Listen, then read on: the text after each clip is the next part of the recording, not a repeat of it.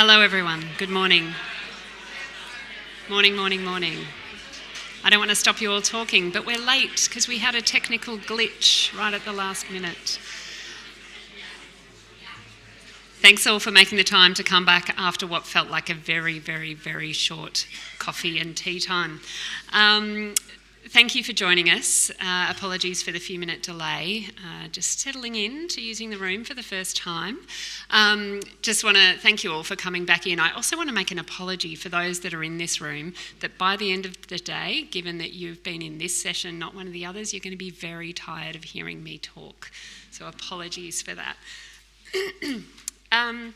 So we're at this session today, our natural legacy. Across the country, there are thousands of landholders, including family farmers, Aboriginal and Torres Strait Islander people and organisations, graziers, nature conservancies, scientists and businesses, who are all choosing to make space for nature, voluntarily committing to permanently protect wildlife habitat and iconic natural places on our lands and waters. These people are proud to protect and to manage these precious places. They want to play their part in ensuring the survival of threatened native species and the health of our rivers, forests and farmlands for the benefit of their communities and of all Australians. We all want to ensure Australia's unique animals, birds and plants survive and thrive, but their future is, as we've heard, threatened by feral animals and weeds, inappropriate fire, climate change and the loss of vital habitat. We know that more than 60% of land in Australia is privately owned and managed. We heard that earlier, but less than 2% of that land is currently permanently protected. So there's a huge opportunity to grow the community and to safeguard our future. So through this session, we're going to be inspired by the work of landholders and organisations. We're going to understand what motivates them to do the work that they do and how they overcome the challenges that inevitably will face them. We'll learn more about some of the organisations and institutions that support that work, and we'll hear also from the Threatened Species Commissioner about the importance of private land conservation in protecting Australia's threatened species and habitats, and what is being done to secure their future. So I'm really excited about my panel. I've known them all for some time, and I'm really excited to learn and hear about what does inspire and motivate them and the kind of work that they're getting on with, the differences and the similarities. You'll hear from Julian Davies, who is the owner of Sharewater, a property not far from here. You'll hear from Mark Brettschneider, land manager from the Nari Tribal Council, about the incredible work that they've been doing over a number of years and tens of thousands of years. And you'll hear from Dr. John Kanowski, the Chief Science Officer from Australian Wildlife Conservancy, talking about their work at scale. I'll introduce the three of those. They're going to give you a brief presentation each about their work, and then I'll have a couple of questions out to Fiona, Fraser, the Threatened Species Commissioner, and then to Dieuwer, Reynders from the New South Wales Biodiversity Conservation Trust. So super excited to hear from them all. First up, we'll get to hear from Julian Davies. Over to you, Julian.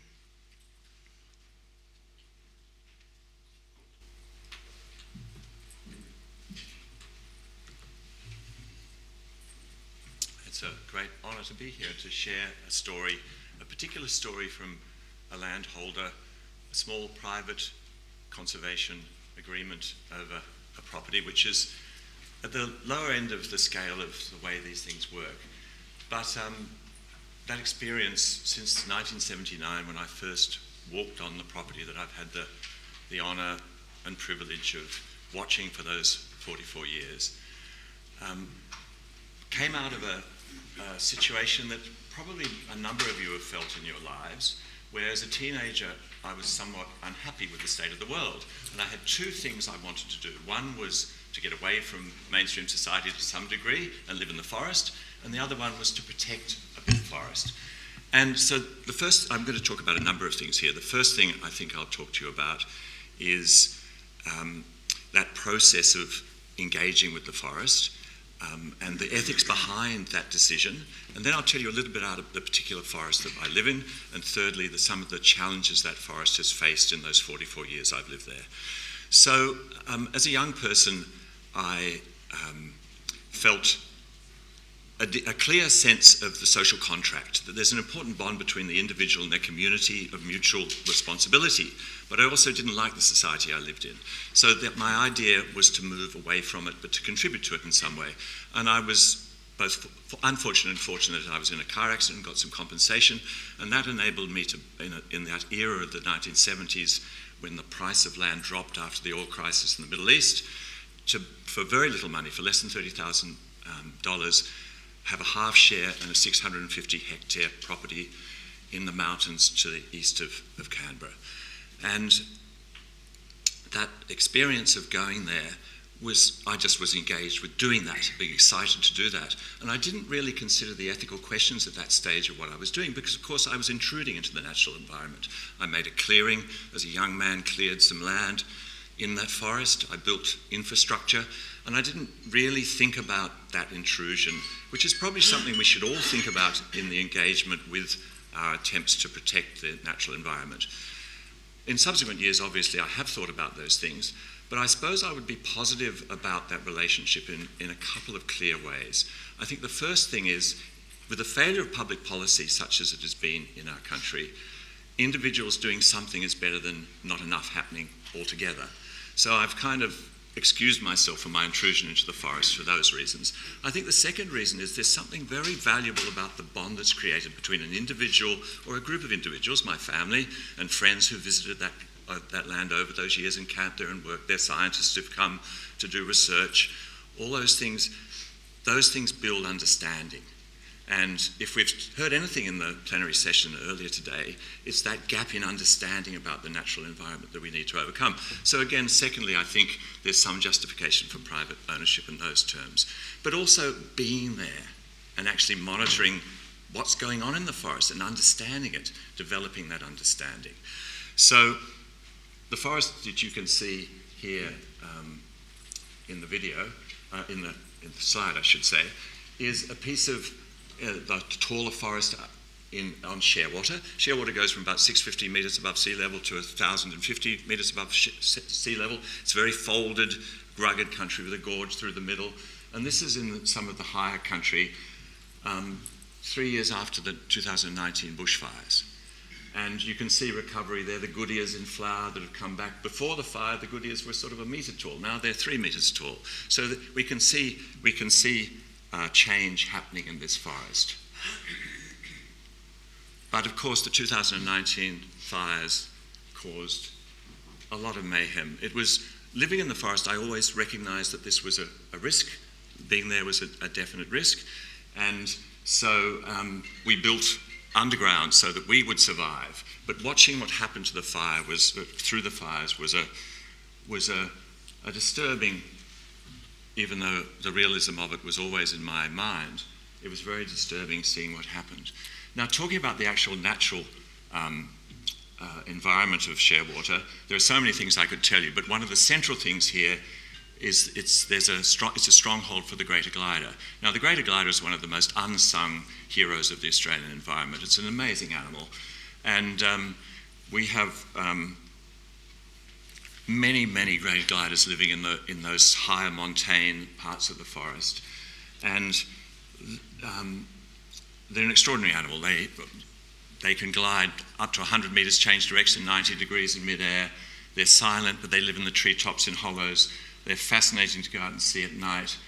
But we had a neighbour a wealthy neighbour who bulldozed 500 trees along our boundary without permission, and because this is one of the apart from fire and drought and some logging that happened in the 1960s, all these challenges to the natural environment of Sharewater were extended by this neighbour who bulldozed trees along our boundary. So we talked to him, and he actually was embarrassed and provided funds to do a greater glider nest box program, which was instituted through the University of Wollongong. Scientists came and installed them and have been measuring some of those results since then. So there's so much more I could tell you about this wonderful part of the world that I've been so privileged to watch over 44 years. I think the final thing I'd say about this is there was a night about 25 years ago when I went outside to watch the stars, and there was a powerful owl calling in the distance. There were frogs busily making their racket. And I thought about how, with climate change, no longer, I wanted to protect this piece of land, but no longer could I have certainty that my actions would actually work. That said, I think the effort of individuals, again, given the failure of public policy, the effort of individuals to engage with the landscape, to protect it, to do something beyond being passive is an empowering thing for landholders. I'm sure many of you have had this experience too, or know people who've had this experience, and how valuable it is, despite whatever reservations there might be, of protecting a piece of forest like this. And thank you very much.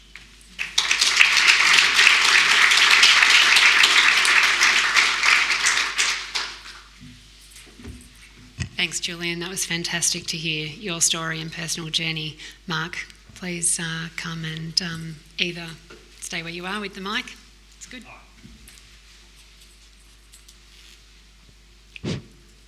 Testing. Yep, all good. G'day everyone. As I say, my name's Mark Brettschneider. I've been in conservation most of my life. I left school at the age of 16 and I've never looked back in terms of my direction and where I really want to head in life and my passion, and that's in conservation and protection of Aboriginal culture and heritage. I guess today they asked me to tell a bit of a story in relation to our journey with BCT, but I think it's important that we start at the start. We had some humble beginnings in the start with the ILSC, or ILC at the time, purchasing 3 properties for Nari Tribal Council. So those properties were possibly the most mismanaged properties, I guess, in the Riverina at the time, and we were in the middle of probably one of the worst droughts in Riverina history. We had a government official out there at the time of taking that on, and he said, "What the bloody hell are you going to do with this, John?" We had people in town saying, "I use blackfellas to be out on your ass in 6 months." 23 years later, we're still here, and we're still going strong, stronger than we'll ever be. In that time, we had the 3 properties. It was Tukenby, Glenhope and Lorenzo. As I said, they were pretty overgrazed and whatever else. And we swallowed our pride at the time. The ILSC give us the properties but no money. So we had to swallow our pride. We leased the property back to the original owner just for some income to keep us pushing forward and moving on. Just so we could pursue our vision, which was to protect conservation and culture and heritage. That government official that I mentioned earlier, I ended up working with him in the government department, and we drove past Tukenby one day, and it was 2006, 6 years later. And I just said, "Pop in here and have a look at this place now." And he goes, "I see a vision now." And our vision was always just to look out at the landscape, not worry about making money, but to protect culture and heritage and protect our conservation. And that's why we're there. 18 years later,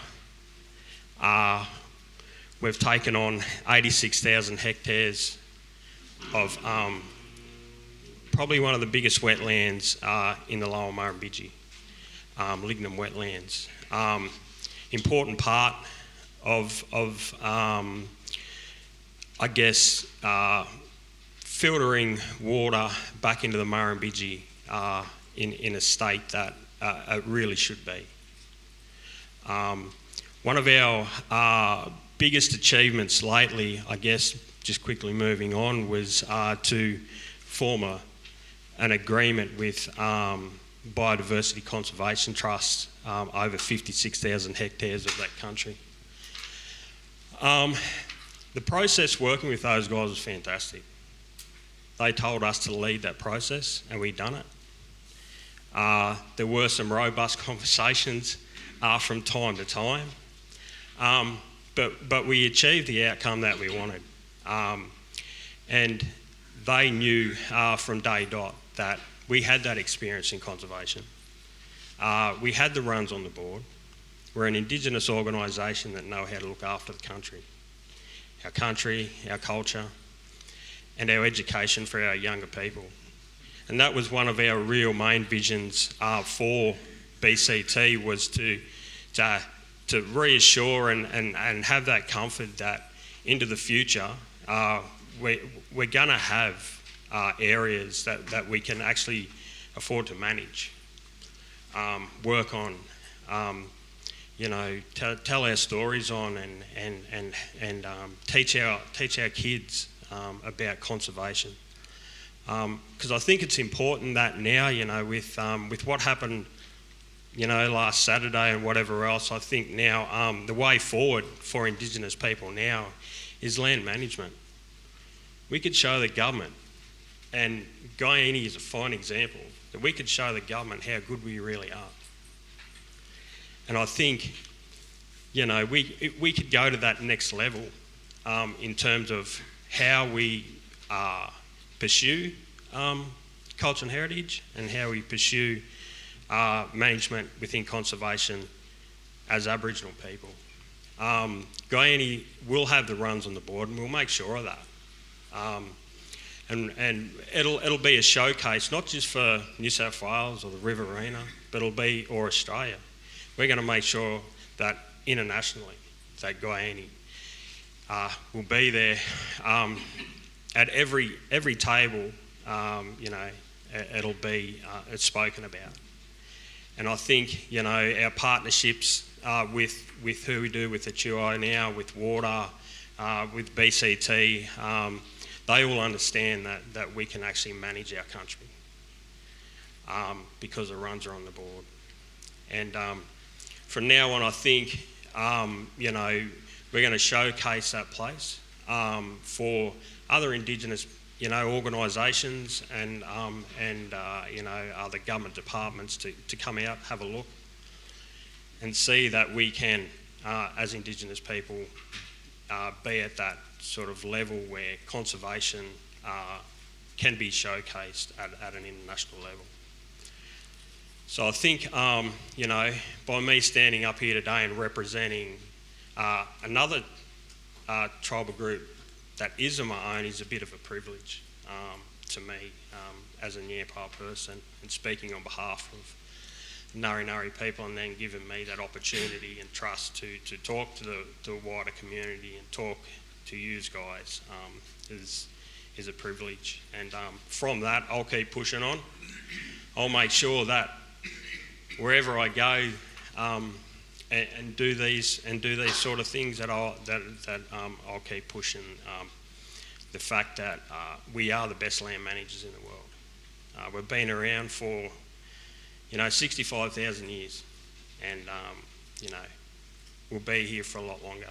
So look, thanks everyone for listening.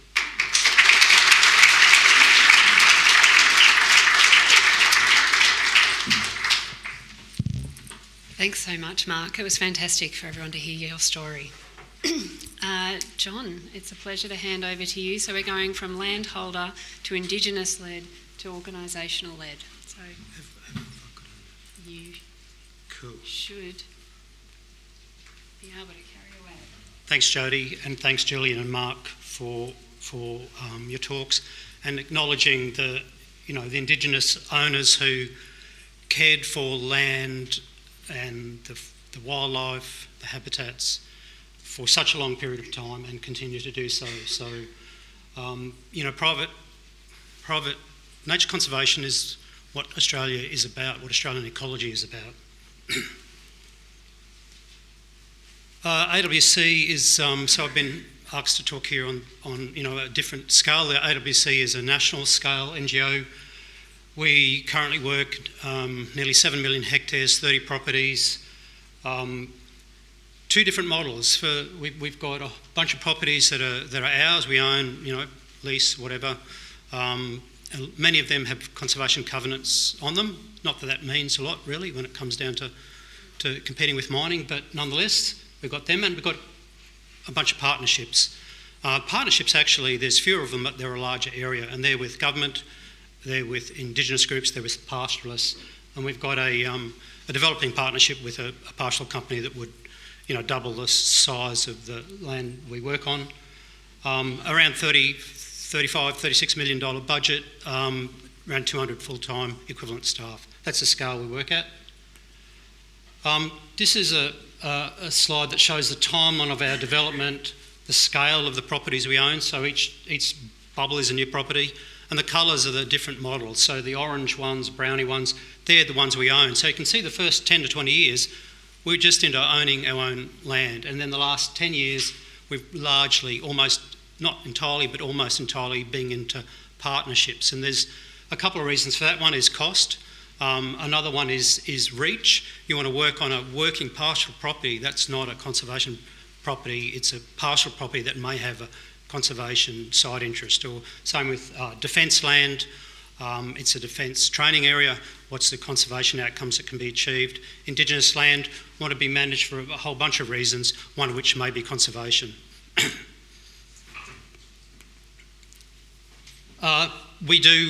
One of the things we do on our land is we do a big reintroduction program. This is New Haven, 100 square kilometres with a fence that keeps out cats and foxes, and we do reintroductions, a lot of threatened species like the numbat, although not at New Haven, thanks to recent government decision, and things like the marla, which is at New Haven. And these fenced areas, and there's some recent work on this, have really turned around the conservation trajectory of quite a few of these sort of bite-sized mammals, things that are eaten by cats and foxes.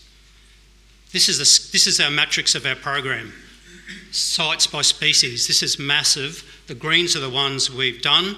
The orange and yellow are the ones we're doing. The pinks are the ones we've tried and have failed, right? I'm really happy we've got some failures in there because we're pushing the envelope a bit. But there is nothing of this scale nationally. We are the leading group in that. Not blowing our trumpet, just the case, right?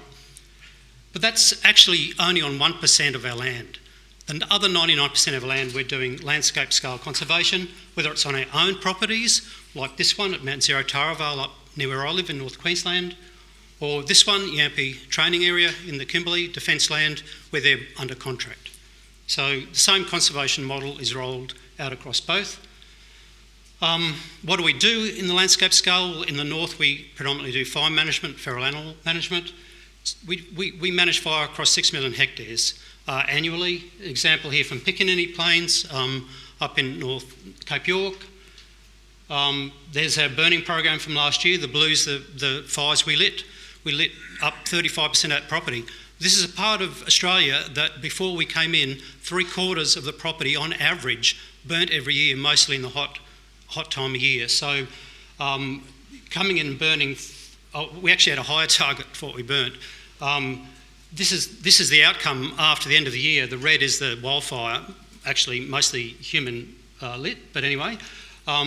So 9% in that year burnt by wildfire, 35% by us. Here's a graph showing essentially what happens when we came in 2008, 2009, essentially changed the regime from a predominantly wildfire one, reduced that wildfire extent by 2/3. We did that by increasing the amount of early season fire, but still there's been a total fire reduction of 1/3. And, we know that's good for biodiversity. We're managing cattle at the same time, and it's improving ground cover, makes it harder for the cats to hunt. It's better for the wildlife. It's better for the climate. We actually have a carbon program, savanna burning program, on this property. One of the few we do that on. Look, I've only got a minute left, but I wanted to take a step back and have a pitch for private land conservation in the national sphere. The current system's not working. The current system is largely a government monopoly. Okay, now there's a lot of Indigenous protected areas in the last 10 years, but they're not funded at the same scale. They're just getting up and going. The government is the regulator, is the funder, is the player, and there's no incentive for outcomes. As Ken Henry said, you have a failure, you carry on. There's a budget allocation. Private nature conservation you need to raise funds every year to do your work. It's outcome focused, whether it's philanthropy or contract. And to have outcomes focused, you've got to have a monitoring program that says how you're going, right? So a lot of my personal effort goes into developing a bespoke monitoring program on AWC properties so we can say how we're going. That's that matrix I showed you before. Some wins, some failures, right? I'm saying the government model this model is wrong. It's like the last bit of medieval Australia. I much prefer that nature conservation was done through contracted situations. We could all put up a hand to do it. We could engage with our Indigenous stakeholders. We're good at stakeholder engagement, and we could do it differently. And I reckon that we're ready to go. Large conservancies like us, we're very happy to take on nature conservation at scale, but it could be done regionally and it could be done locally. Thank you.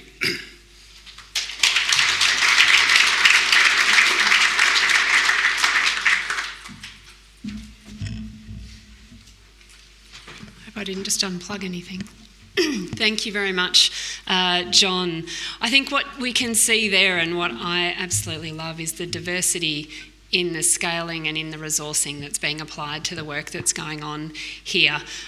Just want to make a quick logistical check. We do have an app for Q&A working, but I just want to check how many people in the room are using that and whether people want to go to just like hands up and calling out, or if people have already started plugging away into the app and you want me to stick with it. Both? All right, I'm going to just need to get, Selman, maybe you can pass me the app thingy behind you that I left on the other table. Thank you. Both. All right, let's see how we do this. That'll be a challenge for me. So what we're going to do now is I'm going to ask a couple of questions to the people who have just spoken, and then I'm going to extend out and ask some questions to our other panel members. And in doing so, please use this time to start thinking about your questions and putting them into the app. Julian, I've got two particular questions for you. Firstly, can you reflect on the value of small properties and why you think that your work is just as important as the work at scale? I suppose the basic... Is that working? Yep. I suppose the basic thing is more is more. And I reflected on the failure of public policy. We've had reflection on the importance of large-scale private conservation. So I just think more is more. I mean, as I've reflected in my when I talked earlier, that I think there are some ethical questions about private ownership of land. But that said, I think it's important. And one of the basic things here is when we first established Sharewater, we had a sort of gentleman's agreement, a sort of contract that had no legal binding, that if one of us left, there were four of us involved originally, if one of us left, we wouldn't be able to realise the market value of our investment, because protecting the land was more important than realising financial gain.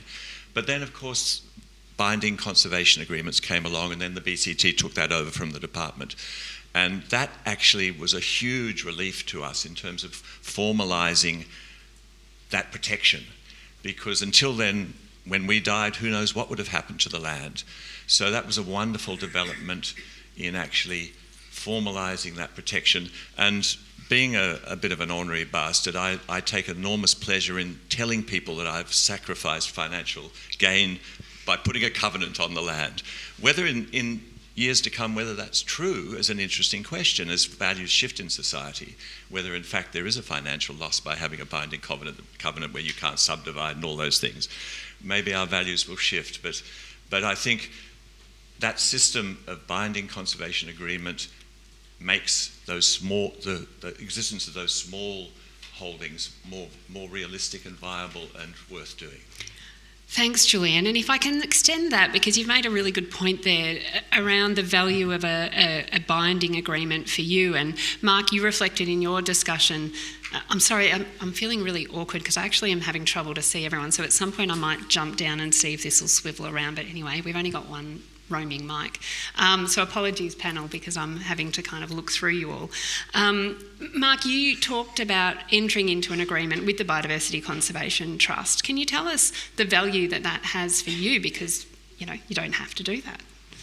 Yeah, look, I think it's important that we did enter into this. Our future in conservation, as you know, there's not a real lot of money, and as David said earlier, out there's not a lot of money that gets pumped into the environment. And I think, by having, this agreement, I think it sets us up for the future. It sets us up for education. It sets us up also to work with Western science in relation to how we can work together both with Indigenous sort of research, I guess, our way of thinking in terms of the way culture and heritage should be managed, and also conservation. And it also gives us the opportunity, I guess, to showcase, that having this agreement in perpetuity to property is only going to be a good thing into the future, I guess, and it's going to showcase, that as an Indigenous organisation, we can work together with government on a few things if the program is Indigenous led. Yeah. And that's the difference, I think. It has to be that way, especially when it comes to Indigenous-owned land, like Guyana. And I probably failed to say that earlier, that it is Indigenous-owned and managed. So there's 86,000 hectares of country that's Indigenous-owned and managed. So I think it helps us move forward into the future. And it sets us up it sets our kids up too, I guess. It sets them up to actually teach their kids and teach the world about conservation in Australia, and especially around wetlands, which is really important because we've got a lot of threatened species that have come back to Guyana, like the Plains Wanderer. We've got a massive sort of SOS program working at the moment with that. That gives, with that covenant, that sort of gives us also that opportunity to work with, other departments and have a safe place for threatened species, I think, into the future. And, we've got our freckled ducks and whatever else in those areas. And our wetlands are really important to us. So I think by having that covenant over the top and having an understanding and a way forward with BCT, with their work also, it's great. So. Yeah, fantastic, thank you. I'm going to totally throw my own rule books out and multitask here and go to one of the questions on the Q&A panel that's already come through. Thanks, folks. Because it extends on that, and one of the questions in particular is, with that covenant, did you capture cultural values and continuing cultural practices, or how did you with the BCT agreement? Does it incorporate that as well as biodiversity? Yeah, I think we did because we, in that agreement, one of the big things we did talk about was cultural fire and capturing those cultural values, that are on the ground. What is actually valued? Like, all culture and heritage is valuable to us, and we look at culture and heritage. I don't think you can separate Aboriginal people from conservation. Our whole life country has taught us to live, and we've always said that we don't own the country owns us, and that's why we've been so successful, and that's the way that we look at it from here. And that's the biggest sort of cultural values that we took into that. We made sure that BCT understood that the land will teach us. We won't teach it. And so far it's done that. It's educated these guys, BCT and a number of other, organisations like UNSW, the Nature Conservancy of Australia, the Murray-Darling Wetlands Working Group, who we all work with, that's on our consortium panel. So I think, definitely a lot of cultural values were captured in that, and I think, that's a major one. It encaptures everything. Just knowing that country will teach us. Yeah. Thanks, Mark. John, in the context of the rapidly declining environment and, the map that you put up before showing the transition of some of your work from properties to partnerships, presumably, let's just reassure everyone in the room that that transition hasn't meant you've let all the properties go and you've left them be. How important is it to know that these habitats and these species that you're protecting in these areas are continuing to be managed and will continue to be managed and protected in the long term? Yeah, that's the challenge of a partnership. So, of course, we don't let go our work on our own properties. I mean, you don't take on a property to manage unless you're prepared to have a long-term view. Conservation is a long-term endeavour. But in a partnership, you're dealing with whatever the situation is. So in some of our Indigenous partnerships, we actually want to be out of there. We're invited into those partnerships. There's an exchange of knowledge. There's a co-developed program. But ultimately, after that exchange has taken place, by and large, we'll probably be out of there, right? It's really interesting. One of our smaller partnerships just went up for tender and we didn't get the tender, right? So someone else has got it. That's sort of good. We've done a whole lot of reintroduction work. Will the program continue? That's actually up to the landowner. So it's very interesting working in the partnerships space because you don't have the long-term tenure. I do think that as we move, again, I make a pitch, I think the current model of just funding or drawing a line around a map and saying that's the national park, here's a little bit of funding, don't worry if it doesn't work, that's crap. Let's have funding go to outcomes. We've heard today, we're going to hear more about the potential funding from the private sector. AWC, we're embracing that, we're leaning into that. We think a well-designed market like that will fund long-term outcomes. But sure, it's tension. Yeah, thanks, John. So going to some of those things, and I'll come back to some more questions for you all in a moment. But before I do, I just want to extend the discussion out to some of these supporting organisations and agencies that do some of this important framework work. So Fiona and Dieuwer, we've talked about the BCT, and Mark and Julian both have a property with a conservation covenant on it. Can you describe for the audience your organisation and the work that you're doing across New South Wales? Yes, thanks, Jody. And AWC also has covenant properties with us too. So all three landholders do have a relationship with the BCT, a partnership. My name's Dieuwer. I'm regional manager down in Albury for the Murray Riverina region, and I have 8 staff in that part of the world who are on the gum leaf face rather than the coal face of private land conservation. And the way we operate across BCT, I think there's 3 things we do. First is supporting our landholders. You can see there's 3 here. Diversity there, they're even more diverse. The landscapes are diverse, the issues are diverse, the landholders are diverse, their needs, their motivations are diverse, and that is one of our primary aims, I think, is to support those landholders with their management. There's 3 ways we do it, to sum up. One is through finance, through money, so we've got quite a healthy grants program for some of our landholders. We've also, when the BCT came into form, we were quite well funded to do targeted funded agreements, and that's mostly around the sheep wheat belt in our sort of agricultural belt where there's been the most highly modified landscapes. We've really targeted hard there and have been offering covenants with annual payments, which I hope goes partly to what John's sort of looking for. So there's ongoing commitment to be able to manage those lands for biodiversity. And the third thing is just advice and being part of a network, so sharing advice, knowledge between landholders and being able to lean into our staff who are sort of very qualified in NRM and ecologists for advice. So that's kind of the support bit.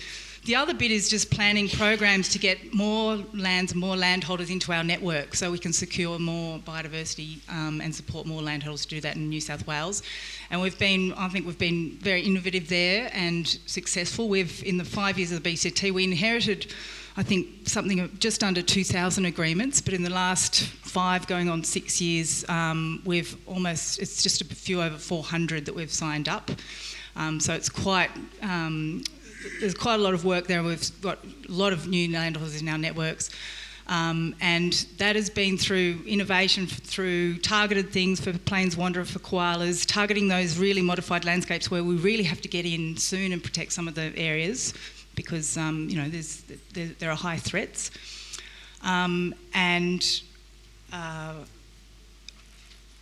Lost my train of thought.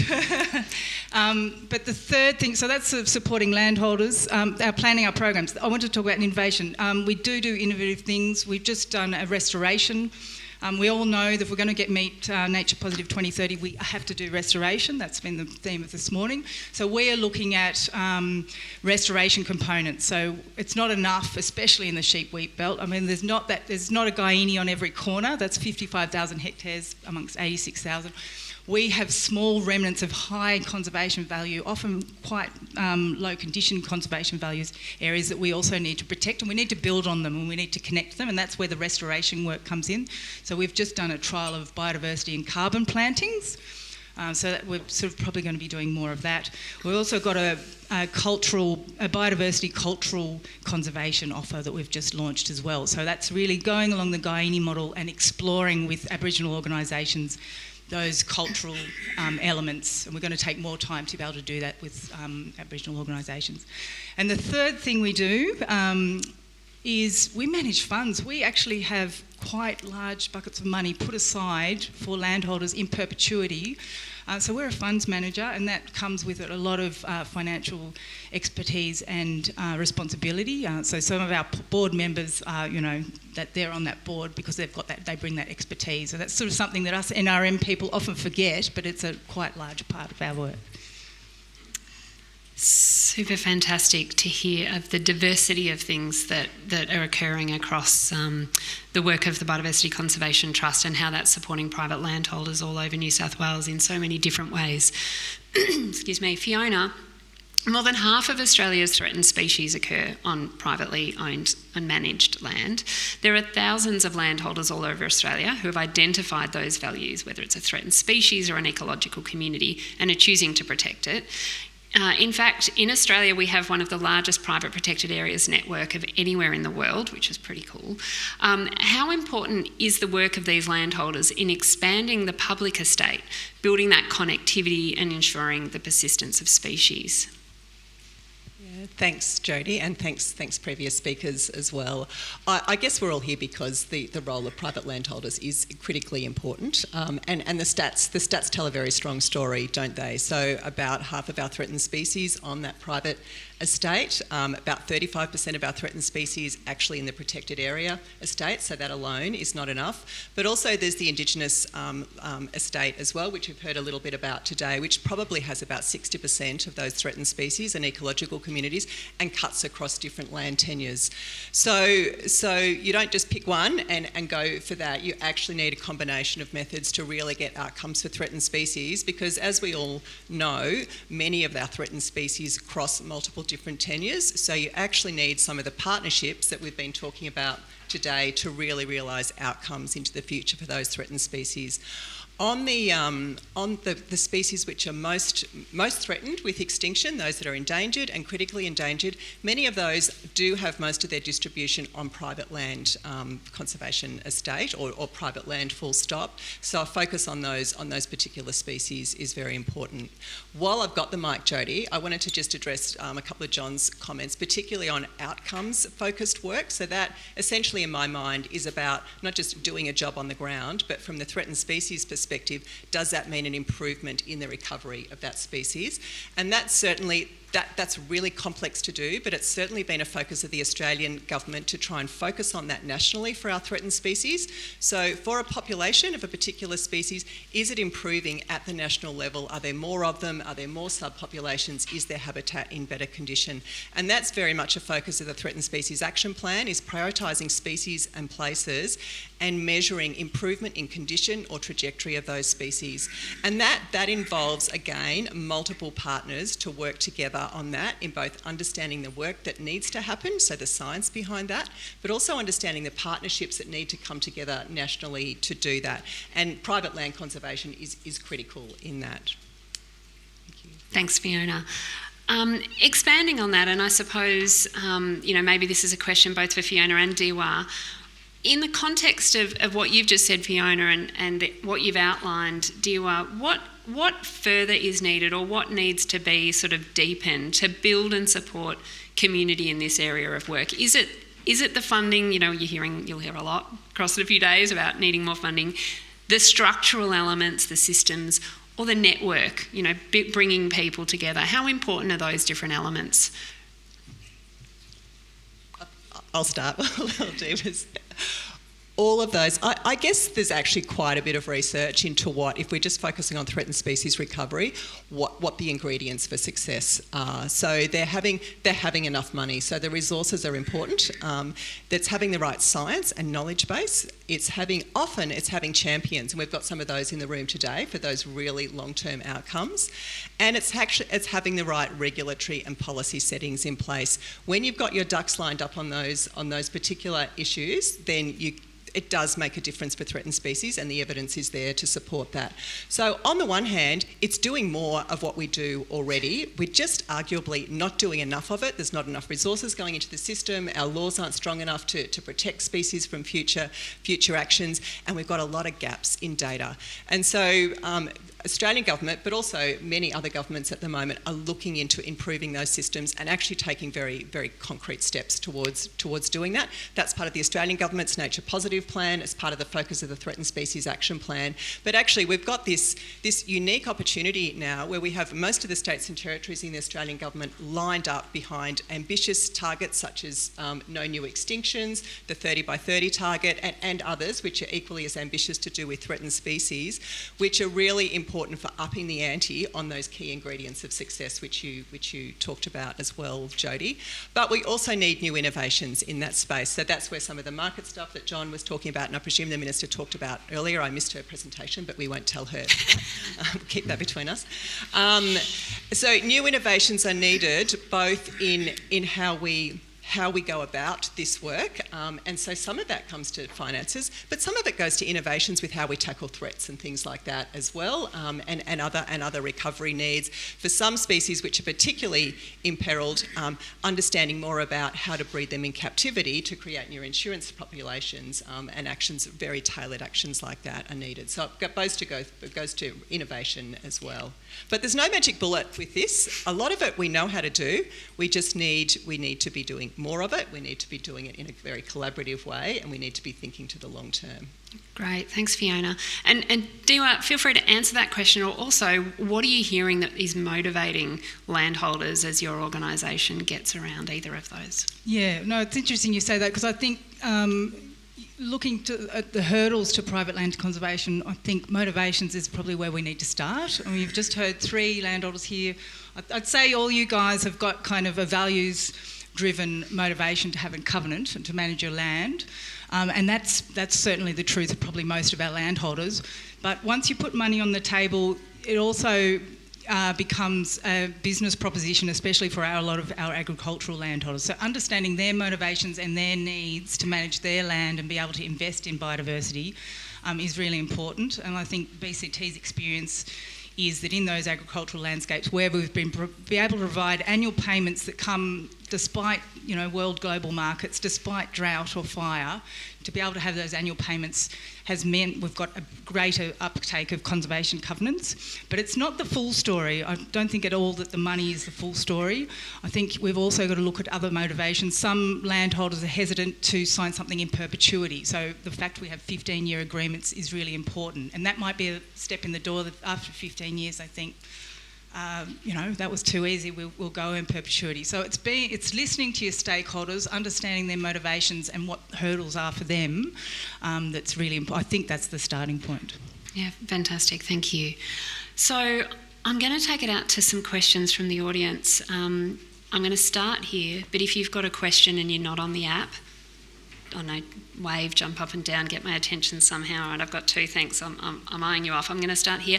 How, and this is for the landholders, how have you extended your engagement to others? Because I think, Julian, you touched on just briefly, and it'd be interesting to hear a little bit more about some of your neighbour relations, but how and each of you will engage differently. How have you engaged others, and what's been one of the most successful ways of engaging with your stakeholders, whichever and whomever they might be?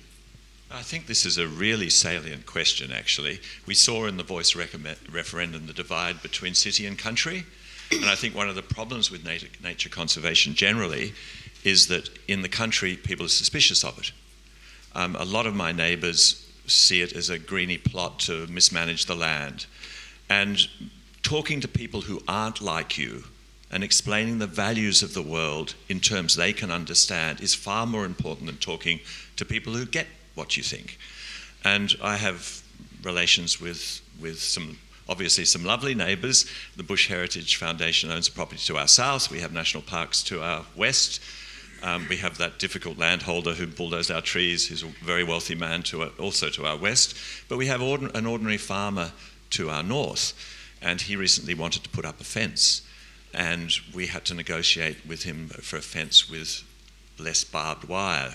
He wanted to run goats, and he didn't want any mesh. We were worried, obviously, that goats would get into the conservation area. So there are all these negotiations to run and manage with the world around you. And the more generous spirited that you are, the more you talk to people on their terms and help them understand, I think is a fundamental thing here. I mean, as I said, we saw it in the Voice referendum. The country doesn't get progressive policy. And bridging that gap, I think, is an enormous challenge to us. And probably one of the most salient. Because if you don't bring everyone with you, you don't get somewhere. Thanks, Julian. Feel free to pass the mic down. Yeah, thanks for the question. I guess it's one thing, being an Indigenous organisation, someone's always looking at you. And I think, we've had differences with some of our neighbours just on small stuff, but I think, the majority of our neighbours, we have Yanga National Park, and we've got a couple of feedlots and whatever else as our neighbours. So a lot of with our neighbours is that, especially with New South Wales National Parks, we have an agreement in terms of how we manage water through the property, being that the majority of the water that comes through Guyana goes into Yanga Lake or back into the river system, and some of those those wetland areas are run through private country also. So I guess it's really understanding their values also too. I mean, they've got to make a living, and so do we. They might make it differently, but I think it's just about explaining it, I guess, and showing them the outcomes, because they're not really shown those outcomes. They hear about it, they read about it, and all that sort of stuff, and they don't really see it. And it's about telling them just to stick your head over the fence or just come and have a chat. I think that's the best way that we handle it, I guess, and especially around pest management. We work well with neighbours when it comes to fox baiting and whatever else. We interact with them that way, and water management and fencing and whatever else. So, but I think it's just about having that civil conversation. Thanks, Mark. And I would say all our properties and most of our partnerships have our staff on the ground exactly the same. You talk to your neighbours. Everyone loves grazing their stock on your land. You've all got all this feed. We call it habitat, they call it feed. So there's that. But we also have aspirations at a regional level, and so for example, in the Kimberley, we currently do we have for many years run a regional fire program where we're actually, AWC is financing the conservation fire management over partial lands, Indigenous lands, our own. We largely achieve that both through the one-to-one, building relationships over time, and through outcomes, demonstrate outcomes well enough. You've got a chance of getting a foot in the door. That's, I guess, how we got a foot in the door in managing Yampi, the defence training area in the Kimberley, because we had success elsewhere. That plus, I guess, at our scale, we also have a PR section, so we sell our story, we lobby, we talk to Fiona, and we talk to the minister when we can, and that sort of thing. So I guess that's just the only thing that changes as you get larger, is you've got to do more of that stuff, building relationships at all levels. Thanks, John. Here's a question maybe for you, Fiona. Is the private land sector vocal enough? Are we loud enough, all of us on the panel, in pushing for policy changes? Are we making enough noise? Should we? Do we need to? Oh gosh, I feel like there's an international agreement now for 30%, the 30 by 30 agreement, and that didn't just come out of thin air. That comes from lobbying and recognition of that being a really important target. The Australian governments, plural, have adopted that as well as a target. So I would say that's a feather in the cap of private land conservation campaigners, practitioners, etc. And certainly, just speaking from people who live and work in Canberra, I feel like we have a lot of really constructive outreach from ALCA members and other members of that particular sector. So, but I wouldn't, and I would also say, it depends how broad your sort of consideration of private land management is, but I certainly consider IPAs and working on country ranges and groups like that as contributing to that vast conservation estate. And certainly there's been a lot of push for partnerships on that, which has been recognised by the Australian government and other state and territory governments as well. So I think, again, I would say there's always more to do, but I feel like I also feel like it's actually a diverse community that you work in, and you can see that sitting at the table here. So I think there's different agitation at different levels which work for different parts of that sector. But yeah, I would feel like there's a lot of prominence on this at the moment, which is a good thing. Thanks, and pass the mic over. Dieuwer's wanting to respond. Oh, that really warms my heart to hear that in the halls of Canberra you're hearing landholders of all ilks. I think I've got a bit of a different perspective from the regions, and I think there does need to be a louder drum beat and for private land conservation landholders. I think you've heard sort of from Julian and Mark that there is a little bit of pressure actually. There's scepticism, there's worry. Often it can be a change of land management if you go from agriculture to conservation. People, throw the fire threat at them and at us, BCT, we try to support these conversations. But I think there needs to be more advocacy, and maybe, there isn't kind of one pinnacle landholder advocacy group, which maybe, that the politics of this could probably benefit from that, particularly in the offsets area. I know there's a revolving door of developers sort of going into Minister's office, and I'm not sure there is, the same sort of power and clout that landholders have to advocate their point of view in the offsets area. So yeah, I think I'm glad there's stuff happening in Canberra. That's a really positive thing to me. But out in the regions, I feel from the landholders' point of view that there's a bit of pressure, and they often feel isolated, which is why we're trying to sort of form networks. So in regional areas, landholders can get together and network, share ideas, share ways of talking to your neighbours in a convincing way and sharing the good stories. And that's working too. We're sort of getting new landholders from the neighbours as well. So yeah, networks are so vital. Thanks, Dieuwer. I'm going to go to the audience. We've got time for probably, sorry, Patty, one more question.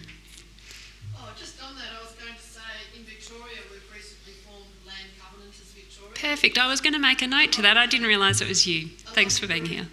Of people who have conservation covenanted land to lobby government for change, and we've already had Victorian government remove land tax on conservation covenanted properties. So we've had quite a few wins already in a short 18 months, and we're looking to do a lot more. We have a great website, so if people want to find out more about Land Covenanters Victoria, check out our website, and we're keen to network with similar groups in other states. Fantastic, thank you. Was there a question? Yeah, my question to John was, with your fire program, has that involved cultural burning, and if so, how has that been done? Well, predominantly our fire program is in Northern Australia. We're working with Indigenous people. It's a co-delivered program, basically. In the south, as you know, it's more challenging. The fuels are different. The size of the blocks are different.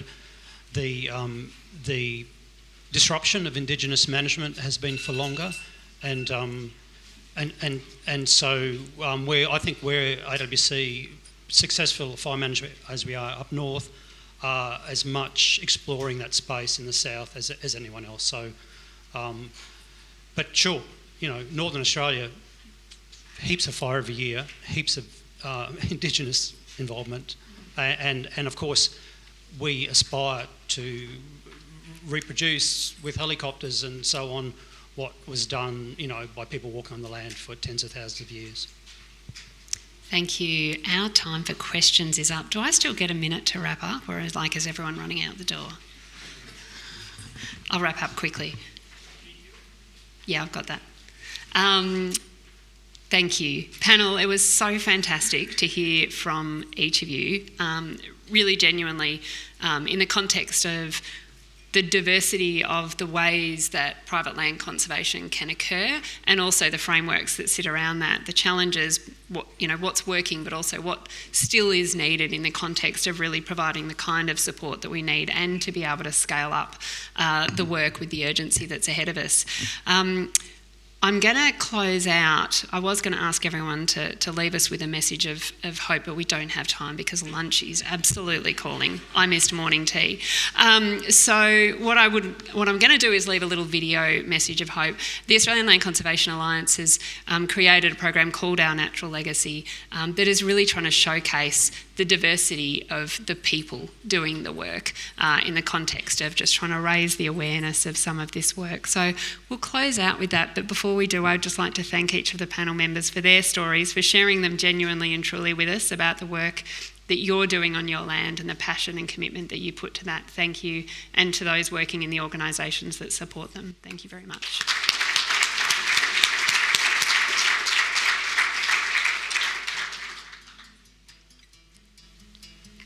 Don't know if there's sound.